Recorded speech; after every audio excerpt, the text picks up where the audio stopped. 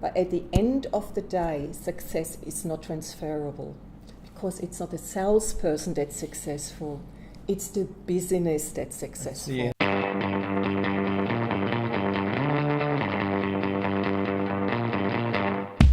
Hello, John Smybert again with Ursula Dauenhauer. Hello, John. How are you? Hello, Ursula. Good to have you again. This is the second discussion I've had on video with Ursula.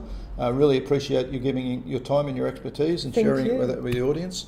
You and I both have a common concern about a lot of organisations that say, hey, we need to scale our business, just put more salespeople on. Yes. And it very seldom scales. Oh, no, it doesn't. It doesn't. And it goes right away through, no matter if I talk to startup businesses or to very established businesses that have been around for 5 or 10 years.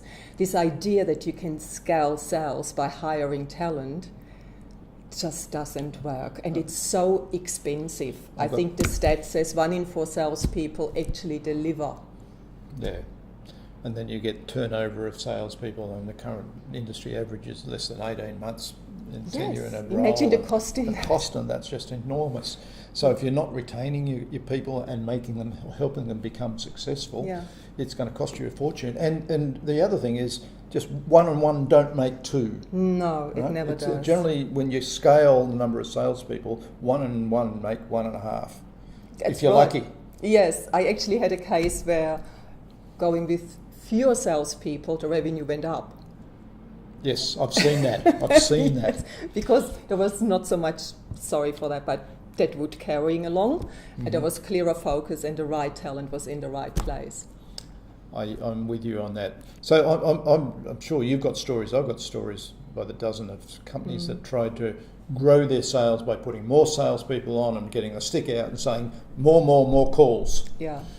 So what sort of stories have you got in that, Brisbane? Look, I think what I see most often is that a salesperson is hired for the track record in a different organisation, sometimes from a competitor even. Mm-hmm. So they know our market, they know our clients, they've been very successful, let's go get them, and that will work. I virtually have not seen a case that was successful with that premise. And I thought so long and hard about it. I'm really interested in your views on that. But at the end of the day, success is not transferable because it's not a salesperson that's successful, it's the business that's successful. It's the enterprise itself.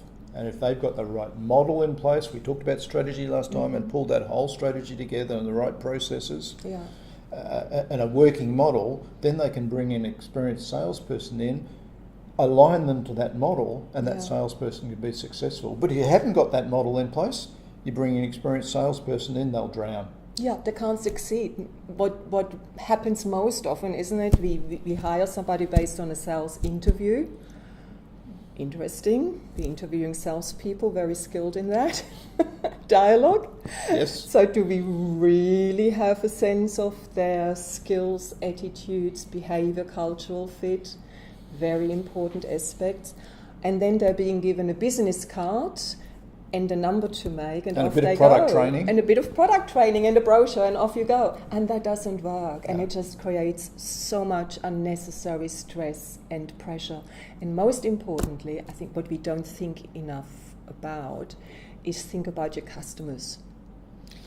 If they see every 9 months, 12 months, a different person walking through the door, what is that customer experience you create? Well, if you haven't got the sales model that you spoke about before and that whole strategy aligned with the right sales process thought through and how you're going to support the buying journey and all of the, I talk about disruptive selling, how are you going to help disrupt the thinking of the customers that they're really looking for and so on. The new salesperson comes in and he's probably come from an organisation that has all that capability, got a success record.